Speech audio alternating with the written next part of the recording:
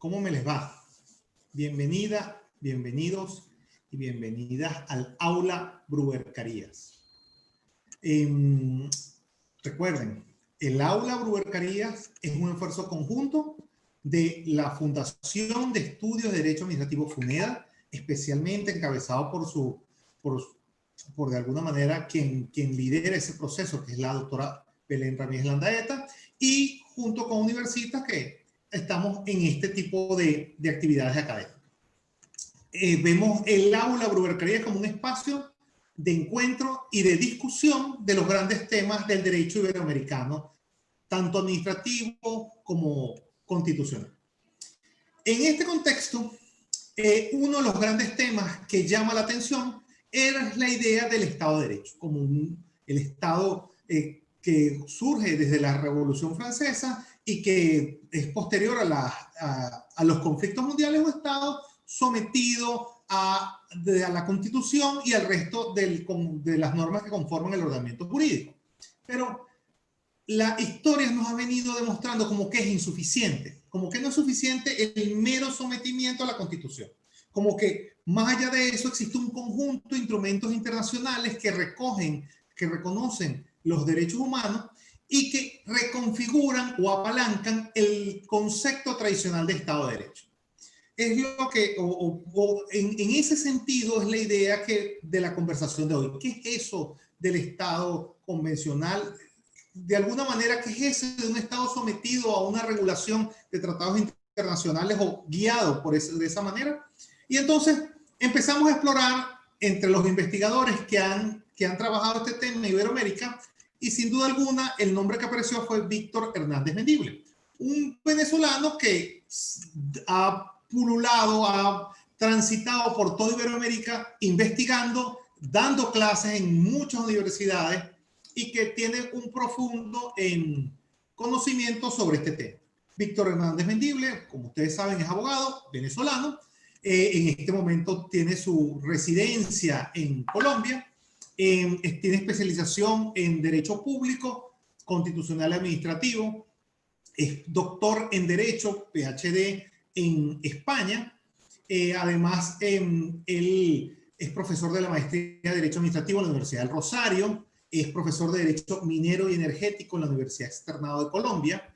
Y además, en este mismo sentido, en esa misma línea de investigación, es profesor de Derecho Energético y Sustentabilidad en la Universidad Autónoma de Nuevo León. En general, vemos que la actividad académica de investigación y docente del profesor Hernández Mendible se extiende a lo largo y ancho de América y de Europa. De manera que creo que nos vamos a sentir muy a gusto de recibir al profesor Hernández Mendible en esta aula Bruber Carías. Pero antes de comenzar, antes de darle la palabra, unos pequeños reglas para hacer más ordenado el debate. Nos encanta su participación y la participación la pueden realizar por escrito, de manera que vamos a tener en el aula virtual un chat donde pueden generar todas las preguntas. Tratemos que las preguntas estén conectadas al objeto del debate, al objeto del tema que se va a desarrollar. Y además tratemos que sea una pregunta por tema. Por otro lado, no está permitido compartir pantalla y deben mantener sus micrófonos en silencio.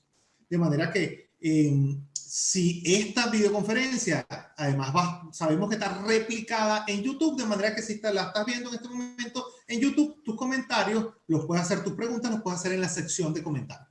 Víctor, estamos muy agradados, entendemos que en este momento estás en República Dominicana, inicialmente cumpliendo actividades académicas, entonces nos conectamos desde allá y estamos muy agradados de recibirte aquí en el aula Bruber Carías. El micrófono es tuyo, Víctor. Bueno, buenas tardes. Mis primeras palabras, por supuesto, agradecimiento a la Fundación de Estudios de Derecho Administrativo y particularmente a la doctora Belén Ramírez Landaeta, quien me ha renovado la invitación de acudir por segunda vez al aula virtual cuyo epónimo es el profesor Alan Bruber Carías. Igualmente, quiero agradecer a Universitas Fundación y en particular a Julio Alejandro Pérez Graterol por la organización de esta actividad y además felicitarlo por todas las actividades que está realizando en el ámbito del derecho en general y estas de los días martes en el ámbito del derecho público en concreto. Y por supuesto quiero agradecer a los presentes que pues seguramente tendrán muchas actividades que realizar y están compartiendo esta tarde un rato esta conversación, este diálogo que vamos a tener y encuentro de saberes, donde intercambiar opiniones sobre esta propuesta que hemos desarrollado desde el Centro de Estudios de Regulación Económica de la Universidad Monte Ávila, que es el Estado convencional. Es una de las líneas de investigación que tenemos allí. Hay otras que tienen que ver con el ámbito del derecho procesal, que lleva el profesor Miguel Ángel Torrealba Sánchez, y otras que, bueno, ya han sido concluidas, que tienen que ver con temas de derecho sancionatorio, etcétera, que han finalizado en años anteriores. Pero en este momento concretamente tenemos esta. Yo quiero compartir con ustedes, para no hacer tan tediosa la exposición y además puedan tomar nota los que quieran, unas diapositivas que he elaborado con el contenido de algunas de las sentencias más relevantes sobre el tema. Y en ese sentido, voy a proceder a compartir la pantalla a continuación. El tema que vamos a abordar, el Estado convencional, está recogido en un libro que ya acaba de salir la semana pasada, la segunda edición, y comprende un estudio que va desde el año 1979 de la jurisprudencia de la Corte Interamericana, desde el año 79 hasta el 31 de diciembre del 2019. Y además hace un análisis de cuál ha sido la interpretación de los 50 años de la Convención Americana de Derechos Humanos. Concretamente, lo que pretendemos conversar en este tiempo es un poco qué es el derecho convencional, las características que lo identifican, en qué consiste el control de convencionalidad en el sistema interamericano, los modelos de control de convencionalidad o las modalidades de control de convencionalidad y la actividad de los órganos del poder público que está sometida a ese control de convencionalidad en aplicación de los criterios jurisprudenciales que ha desarrollado la propia Corte Interamericana. Básicamente este es uno de los capítulos del libro, de los 7 capítulos que tiene hasta ahora. Este es uno de los capítulos específicos del mismo, que es una suerte de introducción al tema del Estado convencional.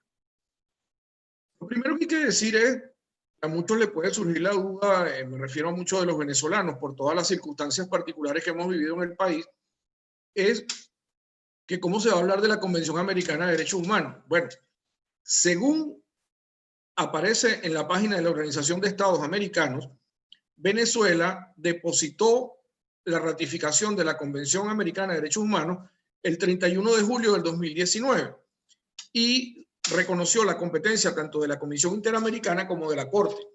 ¿Esto por qué es importante? Bueno, en primer lugar, para saber que la convención aceptada por la comunidad interamericana está vigente y aplicable en Venezuela. Esto es un primer escenario a tener claro.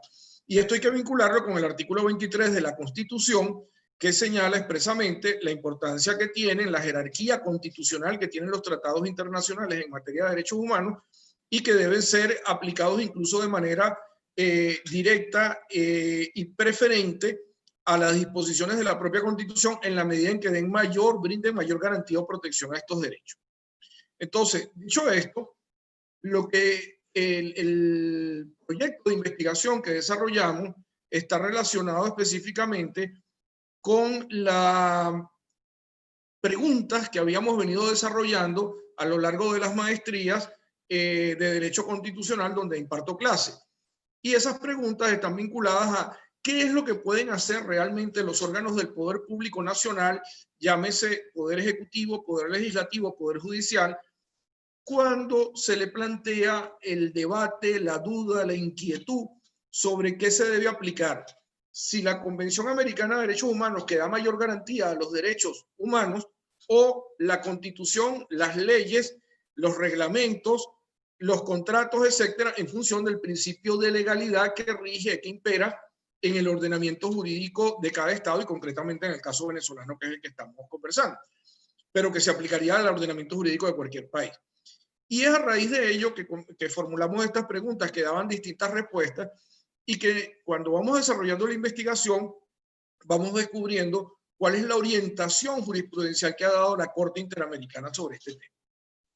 Hoy en día podemos afirmar que la evolución del Estado de Derecho que surge después de la Revolución Francesa ha pasado por 3 momentos o 3 generaciones. Uno inspirado en el bloque de legalidad, que dio el Estado de Derecho como inicialmente lo conocimos, otra segunda generación, que además es una segunda capa de control o de verificación de juridicidad, que es el bloque de constitucionalidad que surge después de la Segunda Guerra Mundial, de lo que fue ese apego estricto a la ley y desconocimiento de los derechos fundamentales y de la dignidad de la persona humana, generaron el Estado constitucional de derecho, como lo llama Peter Aberle, y la tercera generación que viene a surgir ahora con el principio o la aplicación del principio del bloque de convencionalidad y que va a dar pie al denominado Estado convencional.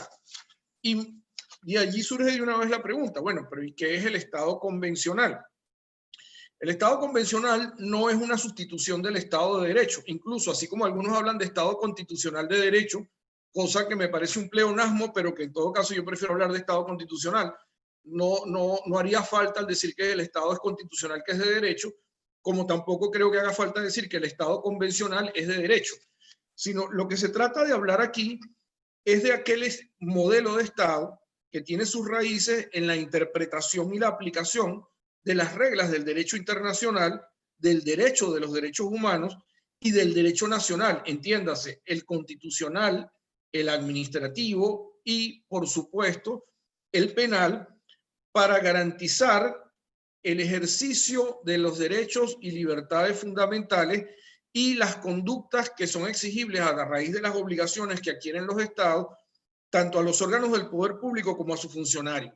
Y en caso de que, por supuesto, se incurra en una transgresión, en un desconocimiento, en una afectación de estos derechos por parte del Estado, entonces que proceda la restitución, la reparación íntegra en los términos que prevé el ordenamiento jurídico nacional y en defecto de este, pues entonces lo que dice el ordenamiento jurídico en materia de derechos humanos, es decir, los tratados y convenciones respectivos. Básicamente lo que se está planteando es el Estado de Derecho tiene una prolongación del marco nacional que va al marco internacional. Cuando no se responde y no se garantiza la tutela judicial efectiva en el marco nacional, va a haber una instancia ulterior que no se va a ocupar de derogar leyes ni de reformar constituciones ni de declarar la invalidez de sentencias. Eso es un problema interno de cada país que tendrá que ver cómo lo soluciona. Lo que le va a decir es, usted violó las obligaciones internacionales en materia de derechos humanos, asuma las consecuencias de ello. El bloque de convencionalidad, o también denominado corpus juris de la convencionalidad, que es el derecho de la convencionalidad, como lo entendemos por lo menos en el sistema interamericano, está conformado, según la opinión consultiva del año 99, por todos los tratados que integran el sistema interamericano de derechos humanos. Pero además tengan en cuenta que la propia Corte Interamericana ha dicho que no solo son los tratados que integran o sea, los tratados debidamente aprobados según la Convención de Viena sobre el derecho de los tratados, sino que además aquellos tratados externos al sistema interamericano, pero que reconocen derechos humanos y que deben ser aplicados por los países que integran el sistema interamericano, también integran el bloque de convencionalidad. Esto, entre otras sentencias, lo ha dicho la del 27 de junio del 2012, que es importante tener presente esta idea permanentemente para entender de qué estamos hablando. ¿Cuáles son las características de ese modelo de Estado que hemos denominado Estado convencional? Bueno, en primer lugar es un Estado preeminentemente subjetivo porque lo que busca es garantizar, proteger, reconocer y, si es el caso, incluso reparar los derechos de la persona humana, aquellos derechos que son inherentes a la dignidad de la persona humana que pueden haber sido afectados, desconocidos e ignorados en un momento dado por actuación directa del Estado o por falta de actuación del Estado que permitió incluso o toleró que particulares pudieran incurrir en esa violación de derechos. Es un sistema mixto de tutela porque debe realizarse de conformidad con los procedimientos y las formalidades establecidos en el ordenamiento jurídico interno y debe hacerse tanto a instancia de parte como de oficio. La finalidad última es reponer o restablecer las violaciones jurídicas, como lo vamos a ver cuando hablemos del punto de la naturaleza finalista del sistema, que se hayan podido producir o impactar en cuanto a los derechos humanos de las personas, de las víctimas. Es un sistema de control de funciones estatales. Controla desde la función constituyente hasta la función contractual de la administración, donde el Estado interviene en el ámbito constituyente, legislativo, judicial, administrativo. Allí va a estar presente la posibilidad de que se lleve a cabo el control. Es un control de constatación o es un sistema de constatación porque lo que hace es verificar la compatibilidad o no de las actuaciones del poder público con los derechos que están reconocidos en el sistema interamericano y en consecuencia, o en el bloque de convencionalidad, mejor dicho, y en consecuencia proceder, de ser el caso, a ordenar lo que corresponda para impedir que esas situaciones se perpetúen en el tiempo o para que sean restablecidas las situaciones afectadas. Es un sistema multinivel porque opera efectivamente primero en el ámbito nacional, como vamos a ver inmediatamente, y si falla el ámbito nacional es que se acudiría de forma subsidiaria al ámbito internacional a plantear las reclamaciones que proceden por esta violación de derechos humanos. Es un sistema formalista donde se construye, donde se opera en base a un conjunto de reglas que en el orden interno, ojo, no hay un solo país que tenga definido un modelo único de control de convencionalidad, porque cada órgano del Estado lo hace en el ejercicio de las competencias y de los procedimientos establecidos en su respectivo ordenamiento jurídico, y en el ámbito ya internacional, interamericano, se va a realizar de conformidad con lo que establece la Convención Americana y el reglamento del tribunal. Es un sistema de jus cogen porque está involucrado el orden público internacional. En consecuencia, las normas no pueden ser ignoradas, desconocidas, obviadas, tienen que aplicarse en todo momento para garantizar esa protección del sistema que contempla el sistema de derechos humanos, y en caso de que se pudiera modificar, tiene que hacerlo es por una norma también de jus cogen, no se puede hacer por norma de los ordenamientos internos, que además implicaría una violación de la Convención de Viena sobre Derechos de los Tratados. Es un sistema de naturaleza jurídico, no político. A veces algunos países cuando se molestan porque los condenan dicen, es que se está actuando políticamente. No, es un sistema eminentemente jurídico. Lo que se constata es si hubo una violación de derechos, si se probó la relación de causalidad entre la imputación de la violación de derechos y las circunstancias que causaron esa violación, si la víctima realmente tiene legitimación para reclamar, o la pretendida víctima para reclamar la reparación, y se procede en consecuencia a indicarle al Estado cómo debe actuar a partir de ese momento. Y es un sistema finalista cuyo fin último es, por un lado, prevenir la violación de derechos humanos, no reprimirla. El fin inicial es prevenir la violación de derechos humanos. El fin secundario es, en caso de que se haya producido la violación y no se haya reparado en el ámbito nacional, proceder a ordenar entonces la reparación en el ámbito interno, a determinar quiénes fueron los causantes de la violación de esos derechos humanos, a que se establezcan las responsabilidades y además las sanciones que correspondan cuando sea el caso. Bajo ese esquema, el control de convencionalidad en el sistema interamericano lo vamos a poder detectar en dos momentos. Como ya les decía antes, uno extrajudicial que se lleva a cabo ante la Comisión Interamericana de Derechos Humanos y otro propiamente judicial que se lleva ante la Corte Interamericana. La competencia de la Corte además opera en dos modalidades. Una contenciosa, que es la función jurisdiccional propiamente dicha, y una no contenciosa, que es la función consultiva que tiene la Corte Interamericana. Todos los casos antes de llegar a la Corte Interamericana deben pasar por la tramitación ante la Comisión Interamericana. La Comisión Interamericana es un medio, si se quiere, de búsqueda de solución del conflicto que no se resolvió en el marco nacional de cada país, y que entonces se plantea ante el sistema interamericano a ver si se llega a una solución que, en caso de no lograrse, entonces llevaría a que la comisión elabore un informe final y presente el proceso o la causa ante la Corte Interamericana. Entonces, el sistema interamericano es el que se conoce dentro de las modalidades de control de convencionalidad como de nivel concentrado. Este control lo va a ejercer directamente o finalmente la Corte Interamericana, pero además tiene las características siguientes. A ver que se detuvo aquí algo.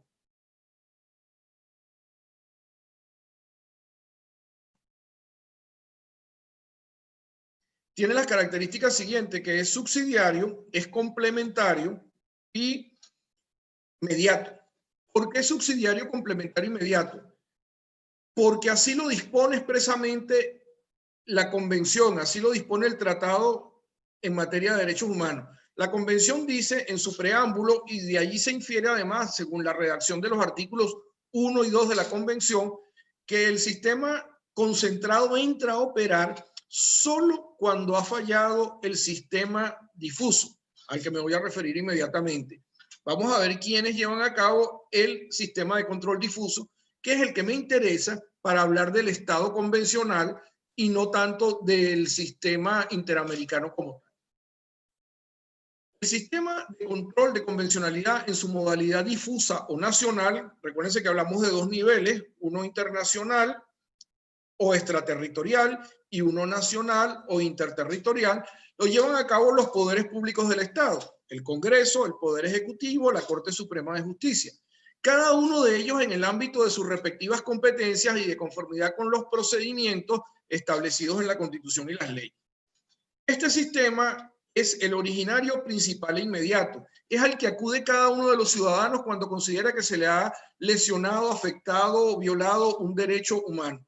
No tiene que acudir a otra instancia, sino, según lo que dicen la Constitución y las leyes de cada país, a la vía del amparo, a la vía del habeas corpus, a la vía de las demandas ordinarias, a la vía de las demandas contencioso-administrativas, las que estén planteadas en la realidad nacional.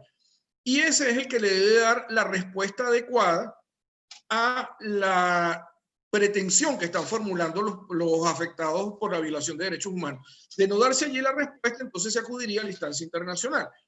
No obstante, ¿a qué viene toda esta novedad que en los últimos tiempos ha dado pie al denominado control de convencionalidad y a tanta polémica en el tema? Bueno, hay una sentencia del 26 de septiembre del 2006 que tiene unos antecedentes que están explicados en el libro, pero que por razones de tiempo no me puedo detener ahora a detallar, que expresamente señaló que correspondía al Poder Judicial ejercer una especie de control de convencionalidad. Luego de esta decisión han salido otras cuantas que han dicho que sí se trata de un control de convencionalidad, que es un tipo, que es una modalidad, y de ahí se ha escrito mucha literatura sobre lo que se puede interpretar a partir de la sentencia Almonacid Arellano versus Chile. Yo me quedo con dos ideas fundamentales. La primera es decir que el Poder Judicial debía ejercer una especie de control de convencionalidad sobre la actuación de los órganos del Estado en caso de que viera que había una incompatibilidad entre la Convención Americana de Derechos Humanos y el ordenamiento jurídico nacional. Esta sentencia tiene otro elemento importante a destacar, establece que el juez tiene la obligación de actuar de oficio.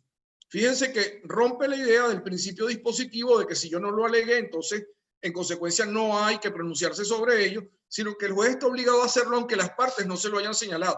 De hecho, una de las sentencias más recientes de la Corte Interamericana, cuando analiza el derecho humano al agua, que es de febrero pasado, lo hace de oficio. Dice, bueno, es que aquí, aunque ninguno lo alegó, pero aquí está dado el derecho humano al agua, se está debatiendo ese tema y yo lo voy a analizar a ver si se produjo o no una violación del derecho humano al agua, en este caso concreto. Pero volviendo al tema, este es un elemento muy importante a tener presente que está dentro de las características que analizamos previamente. Pero la otra sentencia que me parece sumamente importante a tener presente para entender la dinámica de la exposición es la sentencia Cabrera y Montiel contra México del 26 de noviembre del 2010. ¿Por qué es importante esta sentencia? Porque esta sentencia va más allá del Poder Judicial y dice que no solo los órganos del Poder Judicial, sino todos los órganos nacionales que integran el poder público, es decir, todos los órganos que en un Estado integran el poder público están en la obligación de ejercer el control de convencionalidad. Esta sentencia, que ha sido tan revolucionaria y novedosa desde el 2010 para acá, realmente tiene un antecedente muy importante, que es la del 27 de julio de 1988, que es el caso Velázquez Rodríguez contra Honduras, una de las primeras sentencias de la Corte Interamericana, donde ya lo había dicho. Lo que pasa es que se dijo, y entre tantas cosas que se dijeron, como que quedó ahí en el letargo y no se volvió a analizar.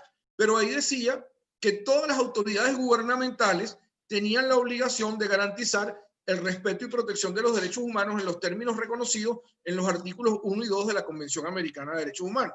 En todo caso, pues este tema, le repito, está muy bien detallado, ya no en el capítulo 1, sino en el capítulo 2 del libro, de cómo fue esa evolución en esta materia, para ampliar ese control del Poder Judicial al Poder Legislativo, al Poder Ejecutivo y a la administración pública, que es con la que interactuamos diariamente los ciudadanos en el ejercicio de nuestra vida común y en el ejercicio de los derechos fundamentales que tenemos.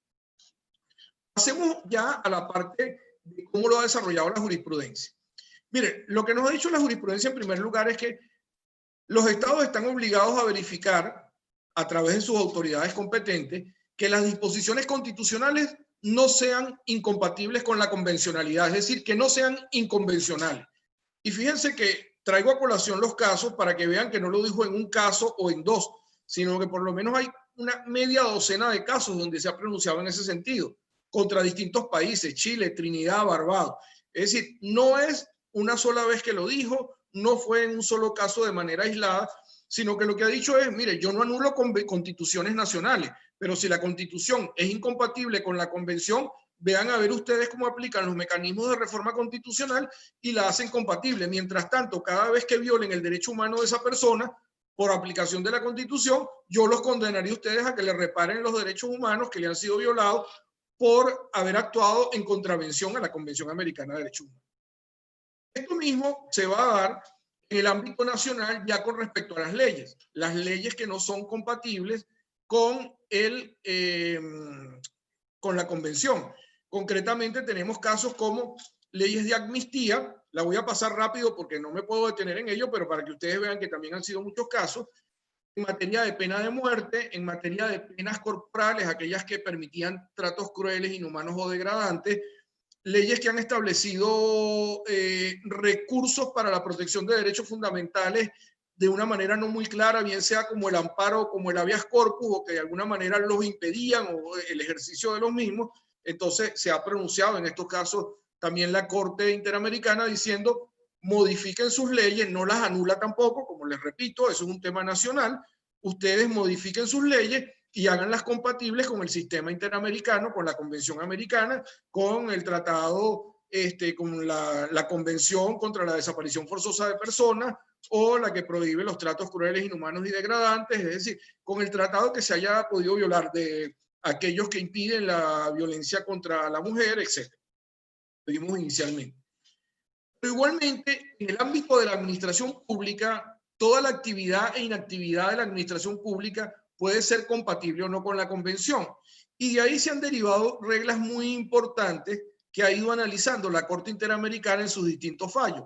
Fíjense, por ejemplo, en materia de principio de legalidad, en materia sancionatoria, el de la potestad discrecional, cómo se controla o cómo se puede evitar que el ejercicio de la potestad discrecional sea inconvencional, del fin perseguido en la norma jurídica, eso que cuando se incurre en una violación del fin, conocemos en el ordenamiento nacional de cada uno de los países como la desviación de poder, la obligación de motivación de los actos administrativos, el respeto al debido proceso en el ámbito administrativo en aplicación del artículo 8 de la Convención Americana de Derechos Humanos, la garantía de imparcialidad en la actuación administrativa, el derecho de propiedad, que siempre ha sido complejo en su análisis por cuándo se está realmente o no ante una violación de derecho de propiedad y en qué caso se ha pronunciado la Corte. Sobre todo los dos primeros casos, tanto el venezolano como el peruano, tienen que ver con medios de comunicación social, de televisión concretamente, en casos que tienen que ver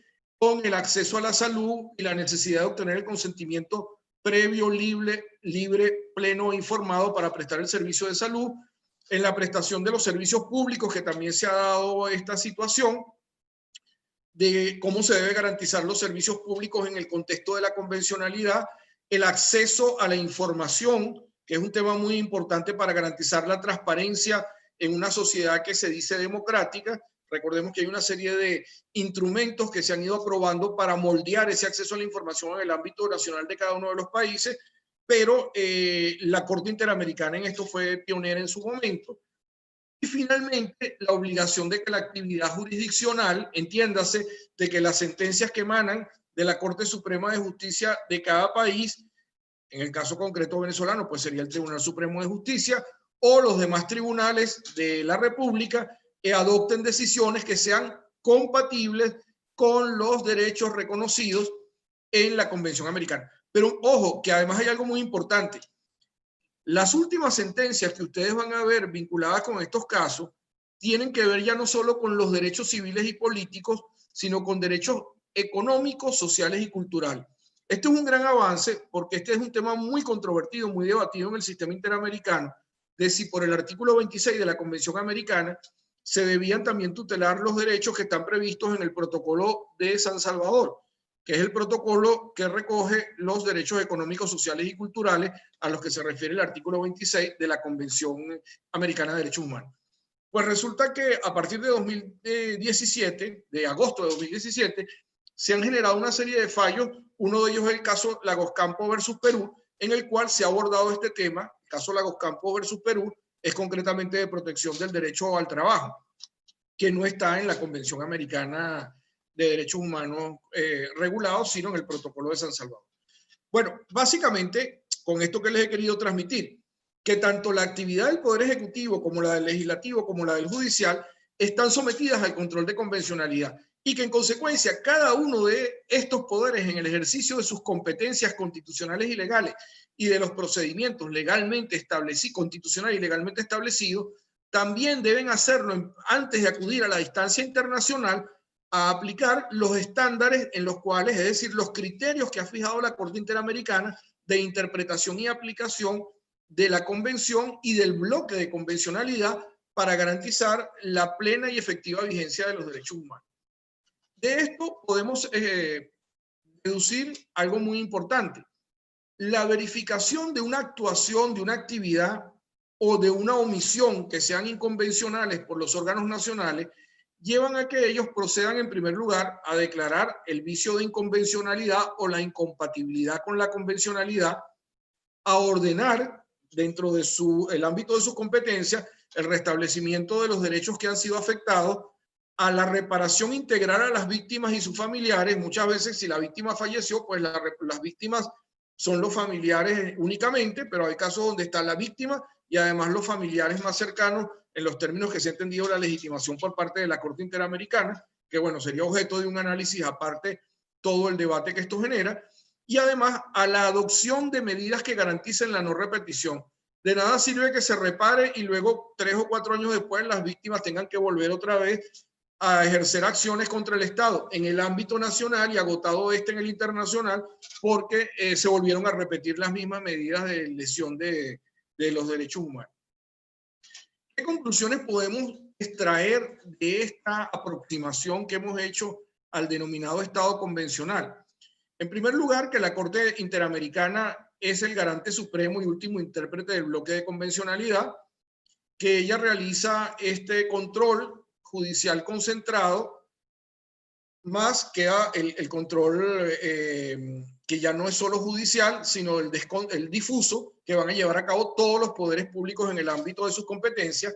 El juez nacional, independientemente de su jerarquía, está obligado a realizar el control judicial difuso de convencionalidad y tiene la obligación de acatar las decisiones de la Corte Interamericana en aplicación e interpretación del bloque de convencionalidad.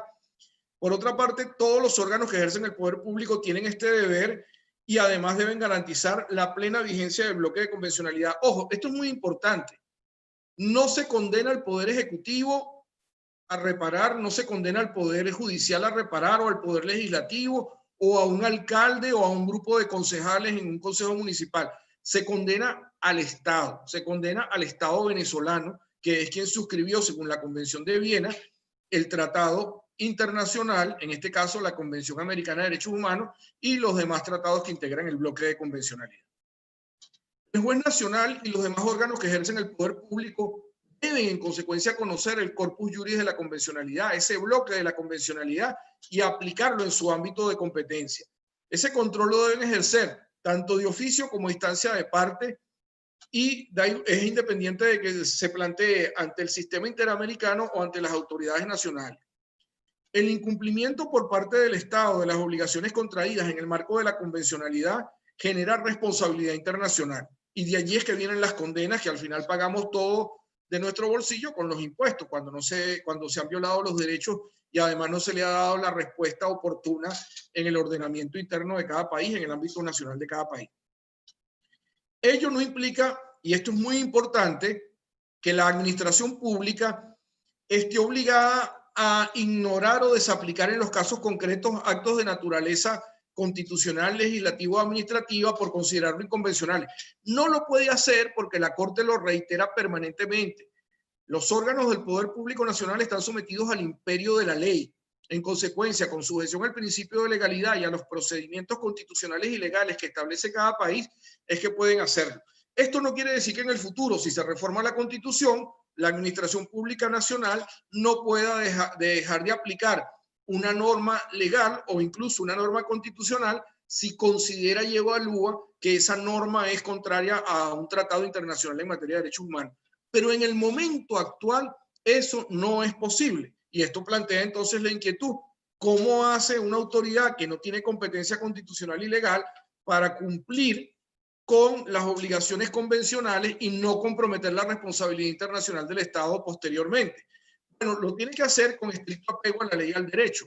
Lo debe hacer en el marco de las competencias que tiene atribuidas y dirigirse a las autoridades competentes dentro del propio Estado que pueden o bien reformar, derogar, suspender, inaplicar, según como sean sus competencias, estas disposiciones, estas leyes, estos reglamentos que son contrarios a la convencionalidad y actuar para que sean compatibles de conformidad con ello. Pero en ningún caso puede decidir por iniciativa propia atribuirse una competencia que no tiene establecida para declarar la inconvencionalidad de la Constitución o de leyes o de reglamentos, si no tiene la competencia en el caso concreto de los reglamentos. En ese contexto, la obligación de actuación de cumplimiento del deber de garantizar el derecho de la convencionalidad implica también una actuación estricta con el principio de legalidad. La actividad e inactividad de los órganos del poder público que pueda desconocer, violar derechos humanos, implica en definitiva una responsabilidad internacional del Estado al no haber sido reparada esos derechos en el ámbito nacional. Y algo muy importante, los funcionarios nacionales que incurren en desconocimiento de los derechos reconocidos en el bloque de convencionalidad y que con ello cometen delitos de lesa humanidad, ojo, no cualquier delito, sino delitos de lesa humanidad de los que están tipificados en el Tratado de Roma, pueden comprometer su responsabilidad personal, no solo nacional, sino internacional. En todo caso, recuerden ustedes que de acuerdo al artículo 25 de la Constitución, los funcionarios que violan los derechos reconocidos en la Constitución son responsables civil, civil, penal y administrativamente, sin que les sirvan de excusa el cumplimiento de órdenes superiores. Entonces, esto lo digo para que se entienda que lo que se está planteando aquí es ya no la responsabilidad tanto en lo nacional, que está claramente reconocida en la Constitución, sino que eventualmente ante la comisión de delitos de lesa humanidad, siempre que se den los supuestos que establece la Convención de Roma, pues entonces serán también sujetos de ese tipo de persecución por parte de las instancias internacionales. Bueno, básicamente esta es la idea que está en el primer capítulo del libro sobre el Estado convencional, que como les repito fue presentado la semana pasada, y pues esta era la idea un poco compartir con ustedes el tema del contenido de la obra.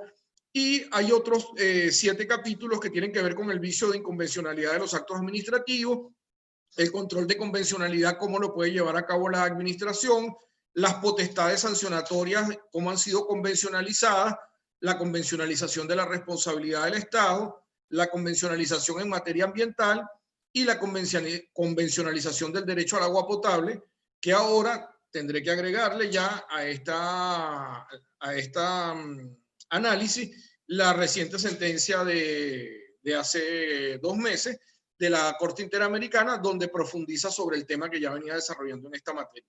Les agradezco la atención dispensada y quedo a la disposición para las preguntas que quieran formular vinculadas con la exposición que les acabo de hacer. Muchísimas gracias. Gracias, Víctor.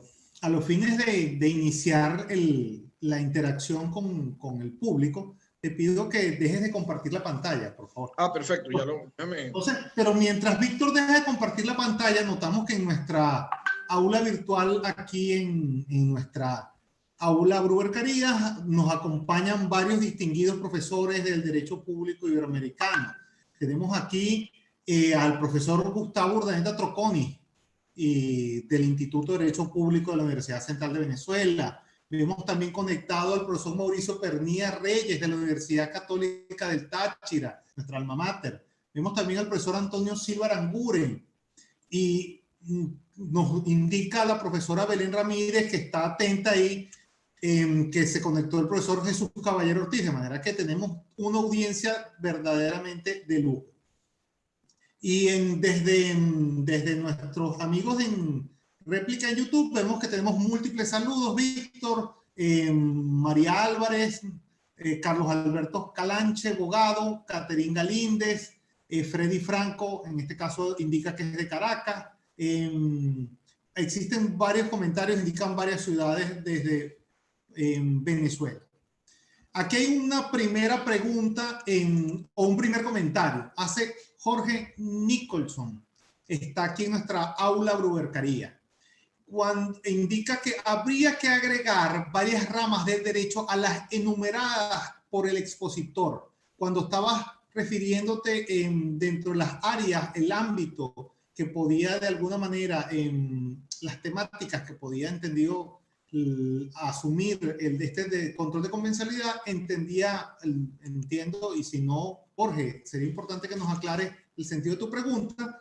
Habría que agregar varias ramas del derecho a las enumeradas por el expositor, indica en un comentario.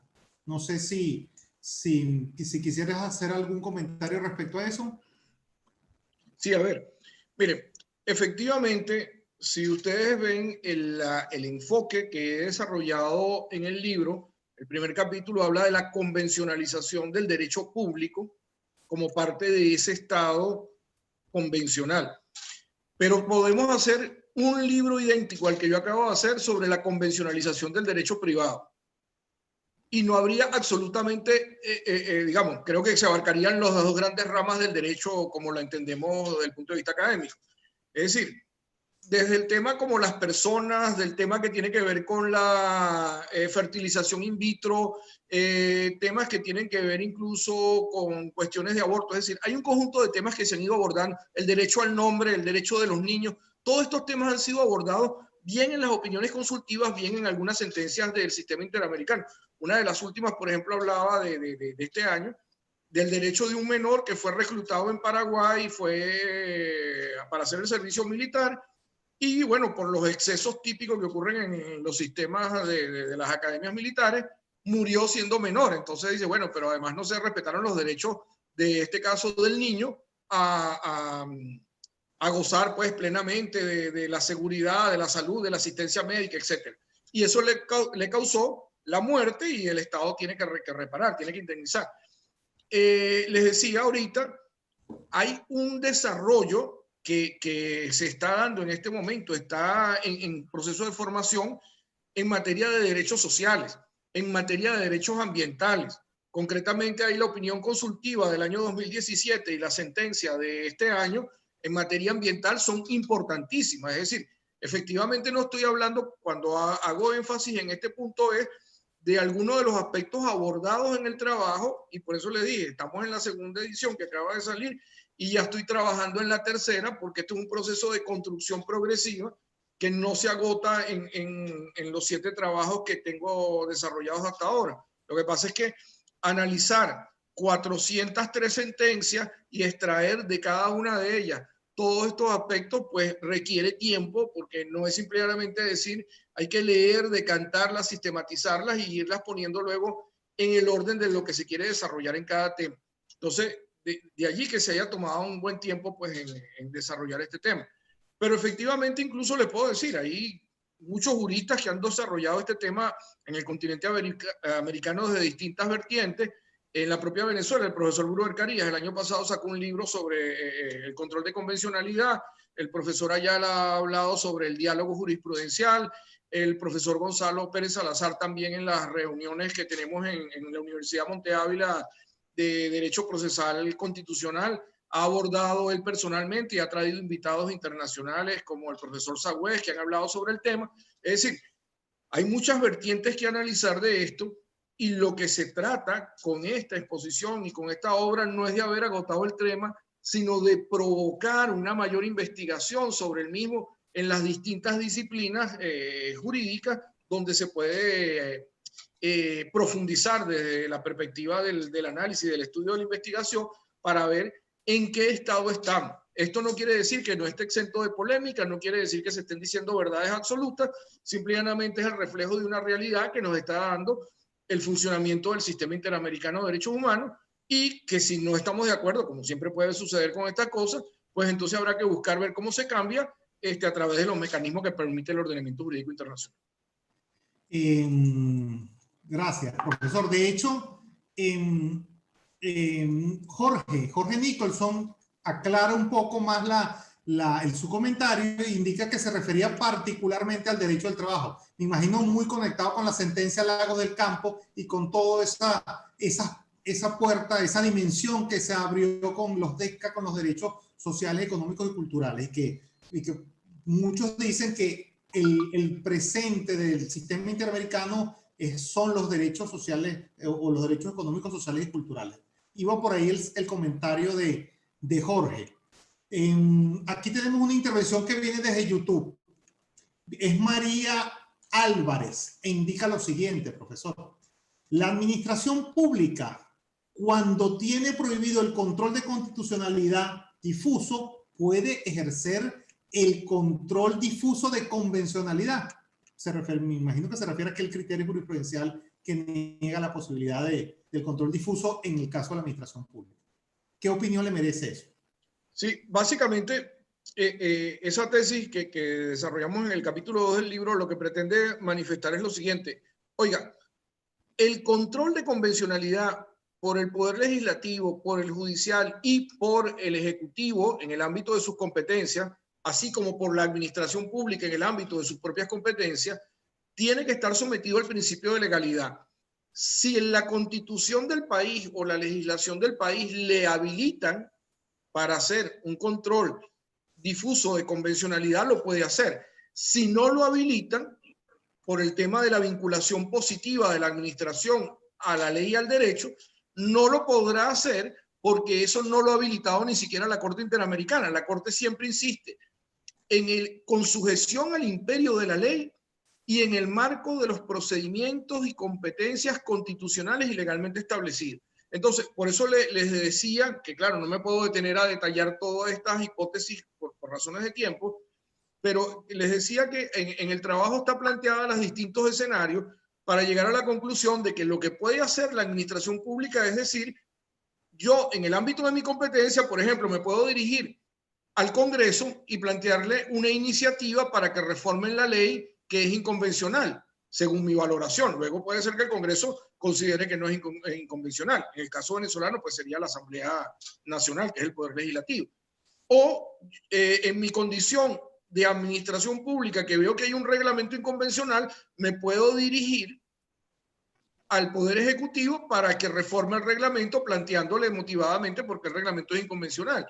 Pero si yo como administración pública detecto que hay un acto administrativo que entra dentro de mi esfera de competencias y que ese acto administrativo es inconvencional, yo no tengo que esperar que vaya al juez contencioso ni que vaya a la justicia constitucional o al sistema interamericano para que diga, mire, es que ese acto era inconvencional, sino que yo aplico la nulidad de pleno derecho, en ese caso la nulidad absoluta, por violar la Convención Americana de Derechos Humanos. En definitiva, si no quiero invocar eso, puedo aplicar simplemente los artículos 23 y 25 de la Constitución. El 23 que me dice que los tratados internacionales en materia de derechos humanos tienen jerarquía constitucional, y el 25 de la Constitución que dice todo acto dictado en ejercicio del poder público que viole o menoscabe los derechos garantizados en la Constitución y la ley es nulo.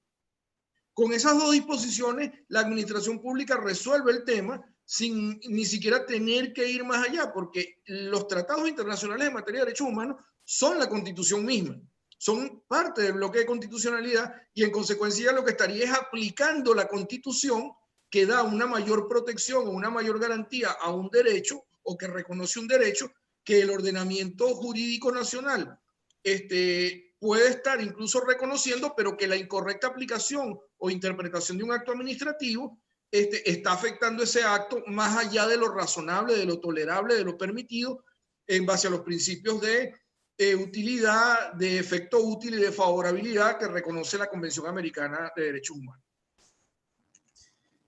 Gracias, profesor. Tenemos un comentario aquí. Fernanda Frías manda sus saludos e indica que pregunta si se grabó la videoconferencia, hace comentarios, no te preocupes. Esta conferencia del aula Bruber Carías, al igual que más de las 200 videoconferencias que hemos ejecutado en los últimos meses, todas puedes consultarlas de manera gratuita en nuestro canal de YouTube o en nuestro canal de Facebook, donde puedes ver todas las veces que necesites estas videoconferencias. Aquí hay un comentario del profesor Mauricio Pernía Reyes de la Universidad Católica del Táchira. Saludos afectuosos al doctor Hernández Mendible.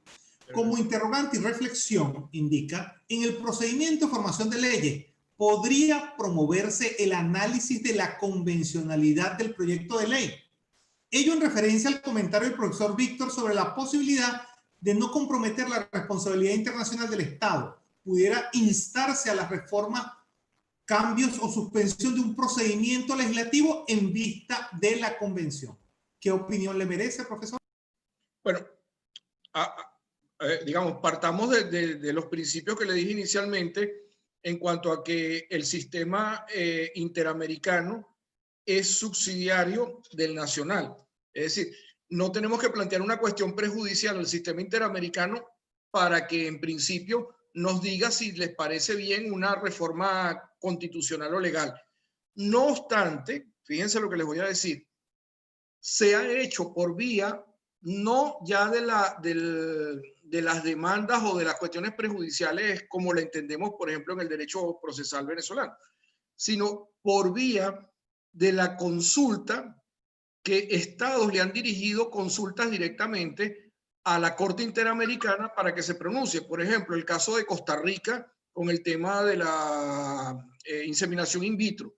Ese fue un caso que lo plantea directamente el Estado costarricense para adoptar la decisión que correspondía en ese tema. No, perdón, mentira. No fue en la caso de la inseminación in vitro. Fue en el caso de la nacionalidad con Costa Rica, pero planteándolo por tema de la nacionalidad y unas reformas que iban a hacer en su momento.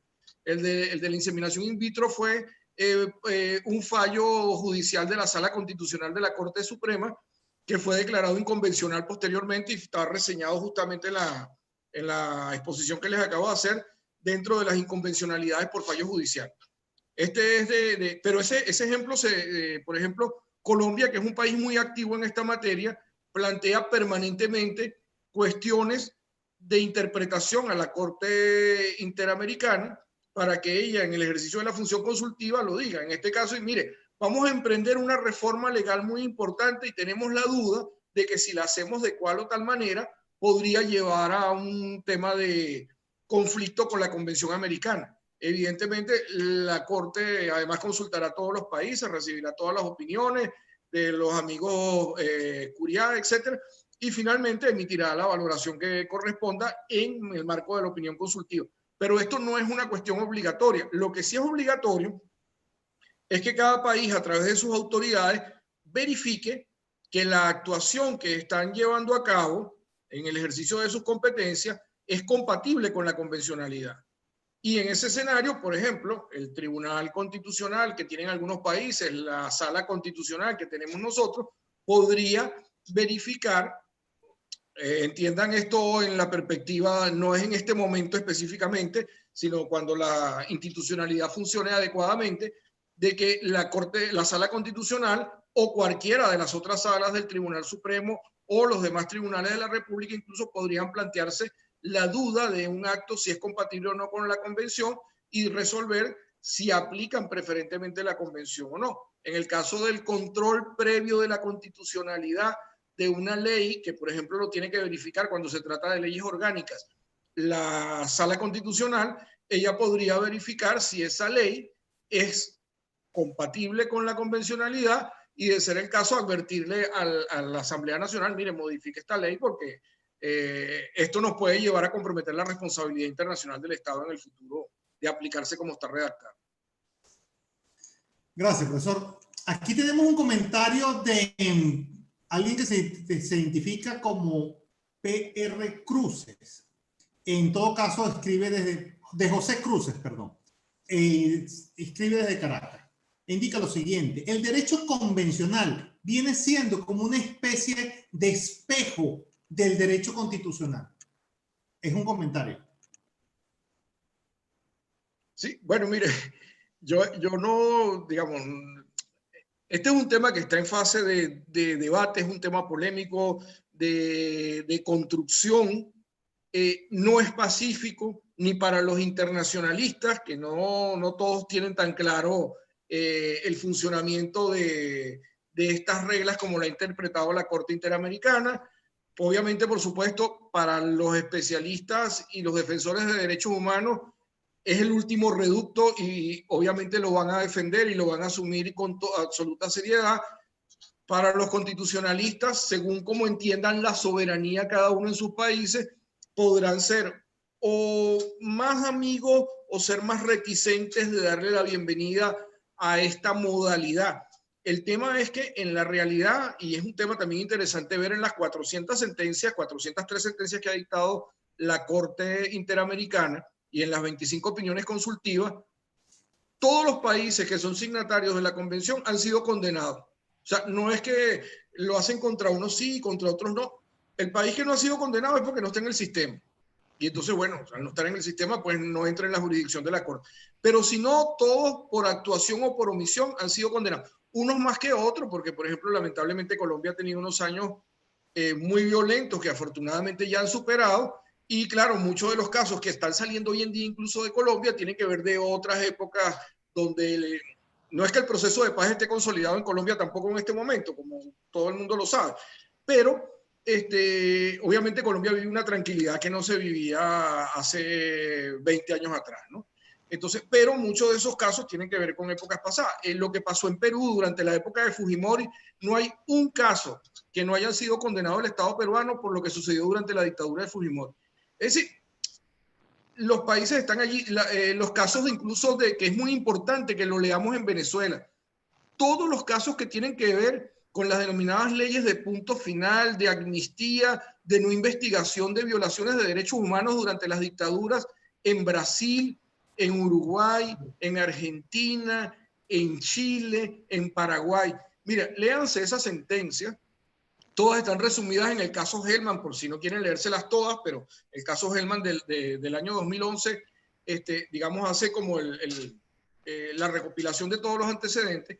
Pero todas esas sentencias van a ser muy interesantes que la manejen los abogados venezolanos, pensando en el futuro no muy remoto, donde vamos a tener que tomar decisiones muy importantes después de que las circunstancias del país cambien. Y en ese momento, entonces va a haber que evaluar lo que estaba preguntando el profesor Pernía.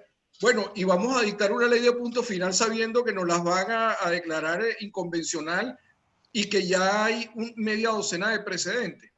Entonces, con esto no estoy diciendo que todos los casos tengan que resolverse idénticos, porque además hay condiciones para lograr que en algunos casos algunas personas puedan liberarse de las responsabilidades penales en las que eventualmente hayan incurrido.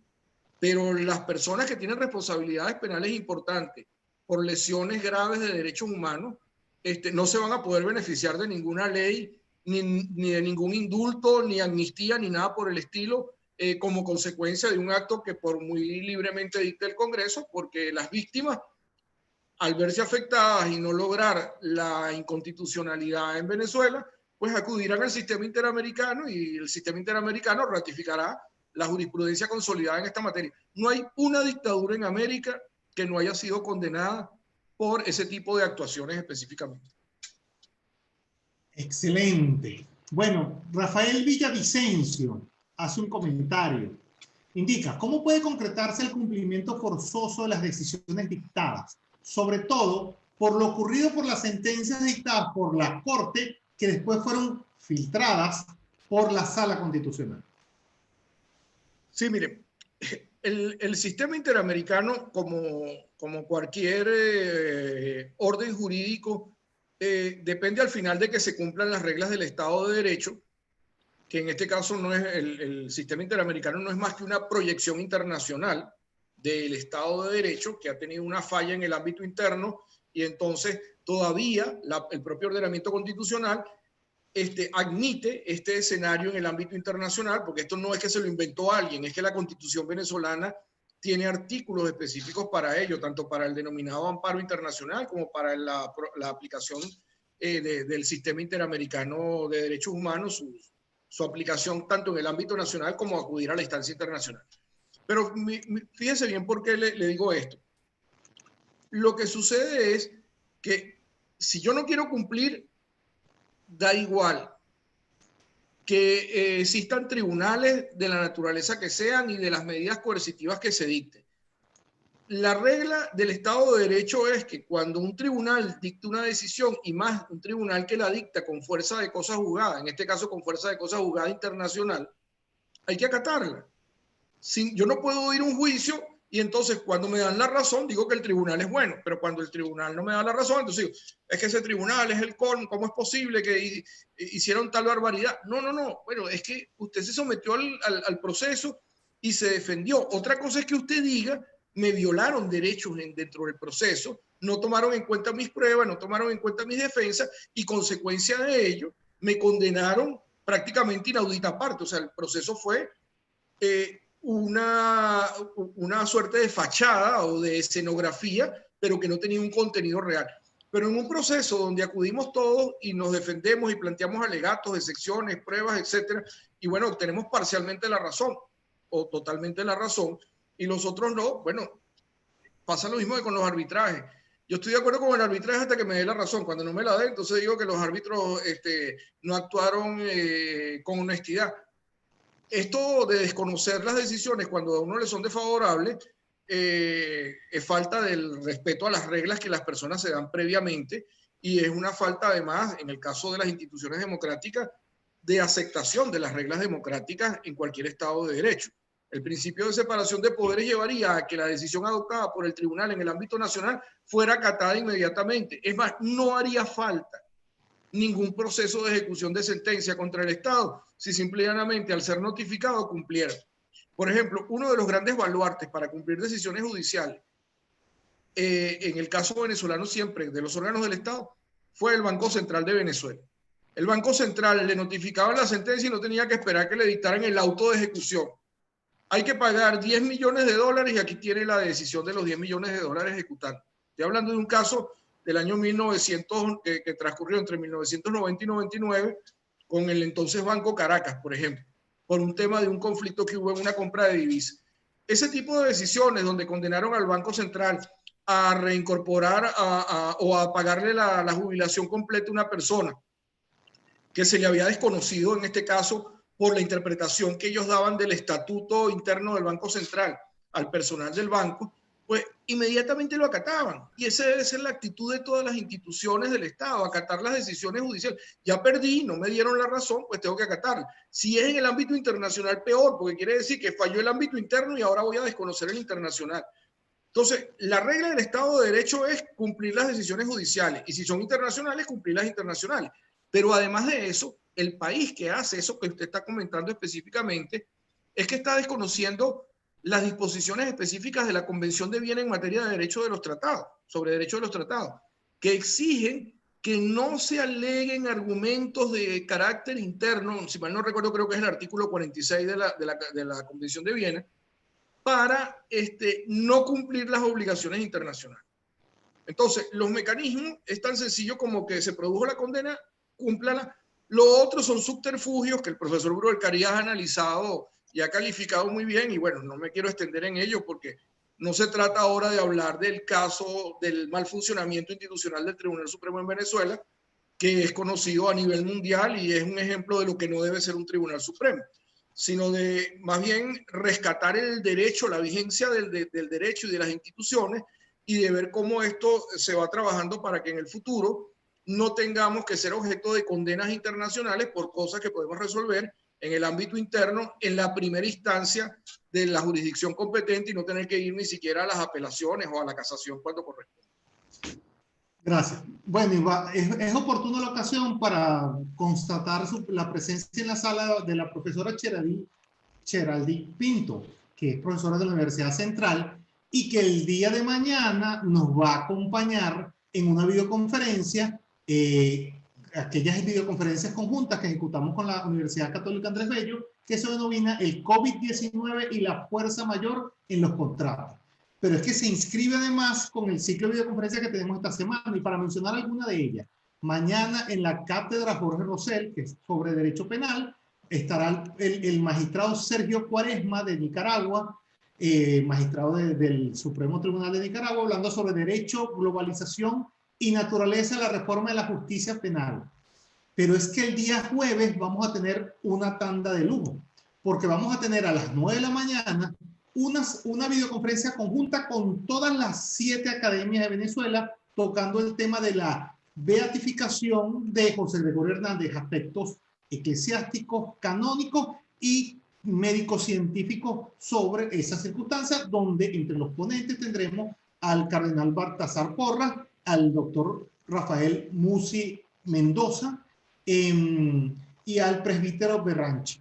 Pero es que además al final de la mañana, a las 11 hora Venezuela, nos conectamos en ese caso con Honduras y vamos a ver el impacto del COVID-19 en las relaciones laborales, caso Honduras, con el profesor Nelson Ponce. El mismo día jueves, pero a las 4 de la tarde, nos conectamos con Uruguay, donde vamos a hablar con el profesor Hugo Barreto Gioni sobre el impacto del COVID-19 en las relaciones laborales, caso Uruguay. Y cerramos con las videoconferencias del viernes, donde en la hora de la mañana, a las 11, nos conectamos aquí desde Venezuela con el profesor Emilio Urbina, hablando sobre las tendencias globales del derecho urbanístico, y como es viernes de disrupción, cerramos con una videoconferencia del profesor Roberto Hum sobre el Legal Tech. Sin duda alguna, y valga la presencia de la profesora Cheraldine Pinto para mostrar el ciclo de videoconferencias que tenemos pendiente. Nos quedan 2 preguntas que, por supuesto, no vamos a dejar de realizar al profesor Víctor Hernández. Una primera, Harold Soto, desde Caracas. ¿Cómo hace un funcionario para no aplicar las regulaciones contrarias a la convencionalidad y recibir protección internacional contra un Estado como el venezolano, donde no hay manera de votar la vía interna sin ponerse en peligro? Mire, lo primero es, bueno, habría que volver un poco. Los funcionarios administrativos no pueden actuar fuera del marco del principio de legalidad.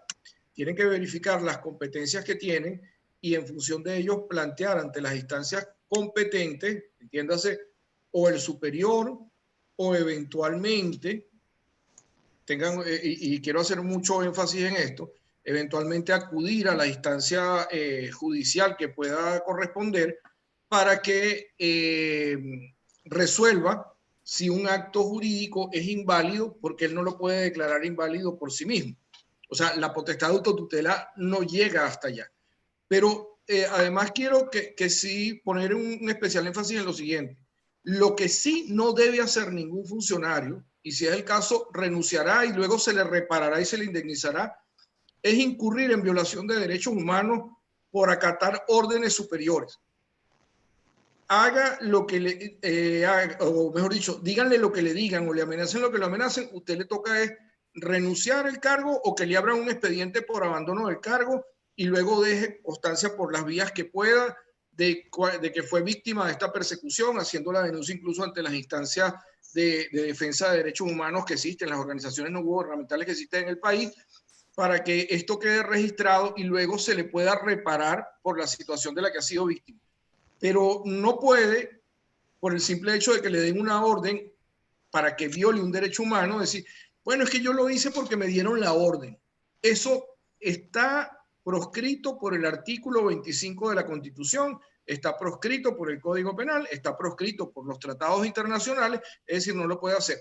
Dentro del ámbito de su competencia, lo que puede hacer es oficiar, instar, si tuviera la competencia para ello, incluso hasta recurrir ante la instancia jurisdiccional competente, exhortar Es decir, habría que ver en qué escenario está el funcionario público, concretamente administrativo, en qué lugar de la jerarquía administrativa se encuentra, para ver qué grado de competencia tiene y en función de ello poder actuar. Y sobre todo dejar constancia, eso sí, por escrito, de la advertencia que hizo de que eso violaba derechos humanos, guardar muy bien todos esos documentos, porque eso van a ser la salvaguarda de que el día de mañana cuando diga, sí, pero usted estuvo allí, le dice, sí, pero yo lo advertí reiteradamente en fecha tal y tal y tal, y nadie me hizo caso. Yo no asumo esa responsabilidad ahora.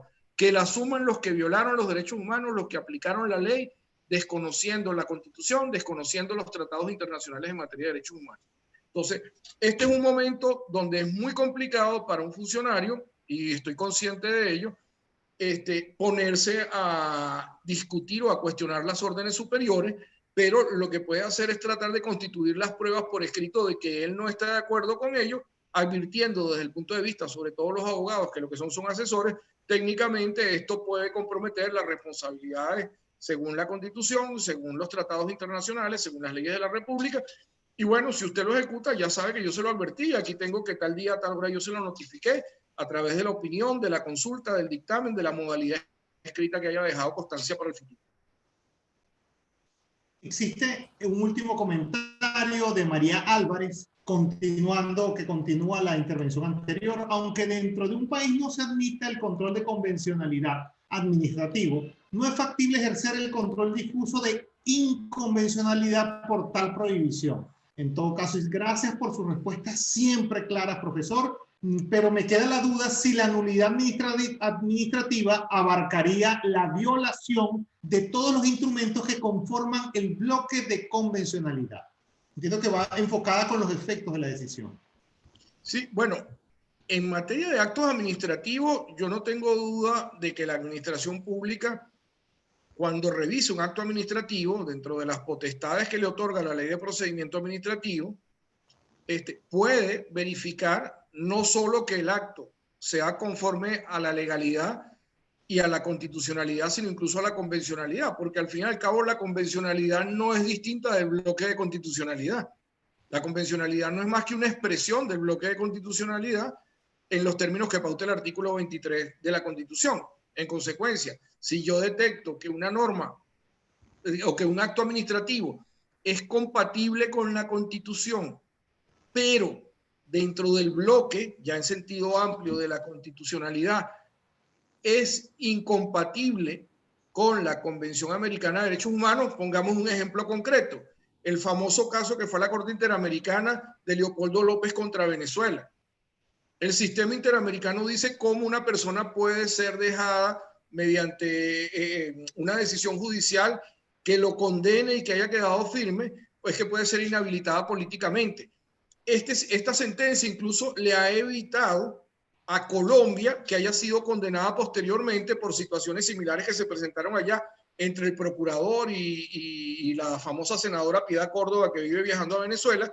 Pues efectivamente la destituyó, la inhabilitó y ella demandó en Colombia, y el Consejo de Estado, máxima instancia jurisdiccional, le dijo, mire, aquí esto no lo podemos hacer. Pero es que estaba el precedente Leopoldo López, o sea, esto solo lo puede hacer mediante declaratoria previa de un tribunal judicial, de un tribunal penal, por una sentencia que haya adquirido además firmeza.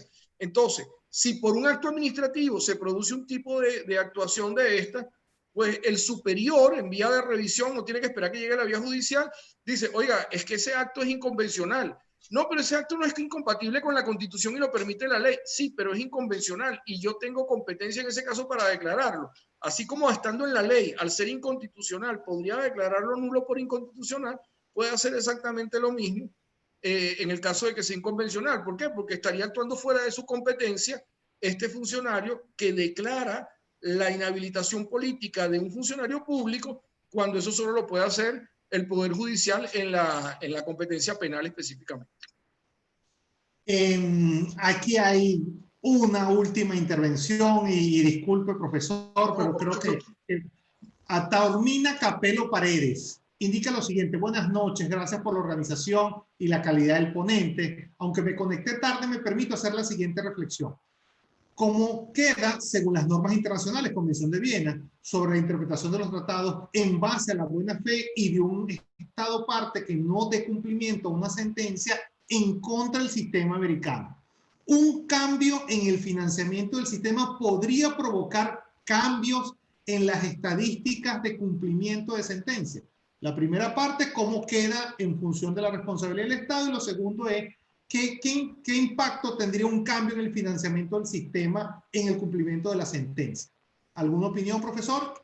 Sí, bueno, la última parte es la que no me quedó claro, lo del cambio del financiamiento del sistema, pero en lo que tiene que ver, hay un incumplimiento de la obligación que establece justamente el artículo 23 de la Convención de Viena sobre Derecho de los Tratados. El principio pacta sunt servanda y las obligaciones internacionales deben cumplirse de buena fe, no admiten mayor discusión. Eso ya, es decir, en el orden internacional, todo el mundo sabe cuando habla de este tema a qué se está refiriendo. Si a mí me condenó la Corte Interamericana, no tengo que entrar con subterfugios ahora a ver si entonces me gusta o no me gusta la sentencia, o si la declaro que es válida en el orden interno hasta tal parte sí, tal parte no. Lo que tengo que hacer es cumplir la decisión. Lo otro es un desacato. Evidentemente que este desacato, no hay un mecanismo de coerción internacional en este momento, lo cual no quiere decir que no pueda crearse en el futuro. Esto obviamente es un tema muy complejo porque pues implica que todos los países se pongan de acuerdo en admitir que pueden haber mecanismos de coerción internacional contra los estados para la ejecución de los fallos. Pero no existe, por lo menos en la Convención Americana, concretamente un mecanismo. De hecho, la Convención lo que dice es que la modalidad de ejecución de sentencia en cada país debe ser en los términos que contempla el ordenamiento jurídico del país. Es decir, se debe hacer de conformidad con el ordenamiento nacional, presumiendo de que el ordenamiento nacional está en plena sintonía con los artículos 8 y 25 de la propia Convención Americana de Derechos Humanos y que tiene un sistema efectivo de ejecución de sentencia. Luego la realidad latinoamericana nos demuestra, de Argentina a México, lo complicado que es esto. La tesis doctoral del profesor Miguel Ángel Torrealba Sánchez justamente se dedicó a investigar esto en varios de los países que habían hecho reformas recientes en América Latina. Cito al profesor Torrealba porque además es el director adjunto del Centro de Estudios de Regulación Económica, que es donde desarrollamos todas estas investigaciones. Y su tesis está dedicada específicamente a este tema, a ver cuáles son los mecanismos más eficaces y cuáles no son tan eficaces para la ejecución de sentencias contra el Estado en el ámbito de los países que él investigó. Pero lo que se puede comprobar es que los sistemas de ejecución de sentencias son ineficientes, incluso al extremo que se podría llegar al supuesto de que por no ejecución de sentencia se tuviese que volver al sistema interamericano, o que por no ejecución de una sentencia en el ámbito nacional se reclamase en el ámbito internacional que el recurso no es efectivo, con base al artículo 25 de la Convención, se condenase al Estado por no tener un recurso efectivo que garantice, entre otras cosas, la efectiva ejecución del fallo en el ámbito nacional, y que luego esa propia sentencia interamericana que condena al Estado tampoco se pudiera hacer efectiva porque es un deficiente sistema de ejecución de sentencia. Es decir, no todos los países tienen un sistema adecuado de ejecución de sentencia para cumplirlo oportunamente, entre otras cosas por temas presupuestarios. En muchas ocasiones no hay la previsión presupuestaria adecuada para el pago de las condenas de contenido patrimonial, y entonces viene el famoso tema de incluirlo en el presupuesto del año siguiente, pero bueno, eso entra en otro escenario, digamos, más complejo para extenderme ahora. Pero eso genera responsabilidad internacional del Estado, el no cumplir el fallo. El otro punto que me plantea sobre el financiamiento, lo que pasa es que no entiendo bien a qué se refiere con qué implicaciones podría tener el tema del financiamiento en la ejecución, o si es que habría que exigirle a los estados, no sé, que podría ser, no sé, aquí estoy especulando porque no entendí bien el supuesto, si es que habría que exigirle a los estados que dieran como una suerte de anticipo para cuando van a litigar internacionalmente para garantizar el pago de los fallos, no lo sé. Ok, bueno, quedará pendiente ese punto. Ojo, ya tenemos para las próximas semanas ponentes confirmados para nuestra aula Bruber Carías. De hecho, para la próxima semana tenemos al profesor José Gregorio Silva Bocaney hablando sobre los retos del derecho administrativo frente a un Estado totalitario. Y en las próximas semanas ya tenemos confirmado el profesor Aldo Milano de Costa Rica hablando sobre urgencia y derecho administrativo. Pero en la próxima semana también tenemos a Jessica Vivas Rosso hablando de los mecanismos de control presupuestario con ocasión del tema del COVID-19. Y semana siguiente tenemos desde Costa Rica a Juan Carlos Sainz hablando sobre la Agenda 2030 de la ONU y su valor jurídico. De manera que para los próximos meses, de verdad que la agenda está copada y con temas muy interesantes, de manera que manténganse al tanto. Pero antes de irnos, no podemos irnos sin tener una palabra final del profesor Víctor Hernández Mendible. ¿Cuál es la sensación, cuál es la idea con que quiere que nos vayamos al final de esta videoconferencia? ¿Con qué sabor de boca nos recomienda que tenemos que ir? Mire, lo más importante, creo yo, que para los abogados venezolanos en particular, que vivimos un momento muy complejo para entender cómo se armoniza la realidad con lo que hemos estudiado durante años, los que están iniciando la profesión, los que se acaban de graduar, pues más todavía, es que hay que tener esperanza, hay que ser optimista. Alemania en mayo, están cumpliendo 75 años justamente ahora en mayo, de que Alemania llegó al fin de la guerra. Alemania estaba totalmente destruido, Alemania no tenía las famosas grandes reservas de petróleo del mundo que tenemos en Venezuela, ni mucho menos. Y Alemania además estaba moralmente destruida, que es lo peor que le puede pasar a una sociedad como esa, que después de todo el problema que habían armado a nivel mundial, estaban en la derrota absoluta.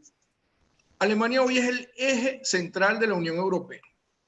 Es decir, estamos hablando de que 75 años después de aquella derrota y de la división del país en dos, Alemania es una sola y Alemania es la principal potencia junto con Francia, pero incluso Alemania está como un escalón más arriba que Francia, por lo menos desde lo que yo entiendo, en el ámbito europeo. Luego vienen los demás países de Europa, cada uno a su ritmo, como llaman ellos, es un tren con varios vagones y cada uno va en distintos vagones.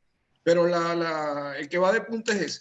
Entonces, de estas situaciones complicadas que estamos viviendo actualmente, hay que tener esperanza de que vamos a salir, hay que seguir estudiando. Yo insto a todos los abogados que quieran estudiar y que quieran prepararse para el futuro, que lo hagan. Y además hay muchos espacios. Vean qué está sucediendo en el ámbito internacional. Olvídense ya de estarle haciendo seguimiento a cada barbaridad que se publica solamente para distraer a la gente en la Gaceta Oficial. Pues con eso hay que vivir en la parte profesional. Pero hay que prepararse para el futuro, para el día después. Así como les digo a los que están preocupados por lo del COVID, ajá, ¿y después del COVID qué? Estamos en una recesión económica mundial, estamos en una crisis de servicios públicos, todos estos temas que hemos debatido, pero ¿cuál es hacia dónde vamos a ir? Eso es lo que tenemos que pensar ya, porque además los abogados no somos médicos y no podemos solucionar el problema desde el punto de vista médico, pero sí podemos proyectar cuáles van a ser las tendencias de futuro y hacia dónde se deben orientar las correcciones, las modificaciones o el perfeccionamiento de lo que venía funcionando bien. Esto mismo hay que hacerlo, pero en el caso venezolano con nuestra realidad.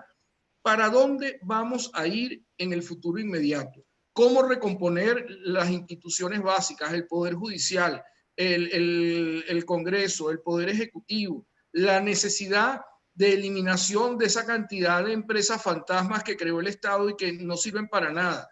Pero a la vez tenemos que devolverle la vida al ámbito local, a los municipios, en sus propias competencias que puedan actuar.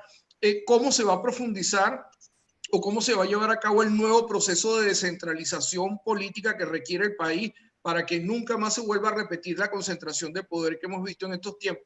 Es decir, hay que ir no de manera reactiva, sino constructiva hacia el futuro, que deje atrás esto y no sigamos comentando ya la calamidad y que proyectemos hacia dónde vamos a ir. Yo creo que eso es ser prospectivos, es la invitación final. Prospectivos y optimistas con mucha esperanza para construir un futuro para todos en Venezuela. Bueno, en los contextos más difíciles, Universitas está contigo, y mientras en este momento hay un apagón en 16 estados de Venezuela, tanto FUNEDA, Fundación de Estudios de Derecho Administrativo, encabezado por esta iniciativa por Belén Ramírez de Andraeta, y Universitas Fundación, están aquí en precisamente pensando y conectándose con las grandes narrativas del derecho público de Iberoamérica. Si te gustó esta videoconferencia, si te parece que lo que estamos haciendo debemos repetirlo, debemos ir en la misma dirección, apóyanos. ¿Cómo lo vas a hacer? Muy sencillo. Ve a YouTube y al canal de YouTube de Universitas, coloca me gusta al video y además síguenos. Y serás uno de los más de 2.000 personas que ya nos siguen. Pero también puedes ir al canal de Facebook, donde te puedes convertir en alguno de los más de 5.000 seguidores de nuestro canal. De manera que desde donde se encuentren, en lugar donde estén, me encanta la recomendación que nos dejó el profesor Hernández Mendibles. Pensemos desde ya, trabajemos en esa próxima Venezuela que necesita de muchas ideas y mucho trabajo. Desde donde se encuentren, saludos. Hasta luego. Bueno, buenas noches, muchas gracias. Buenas noches.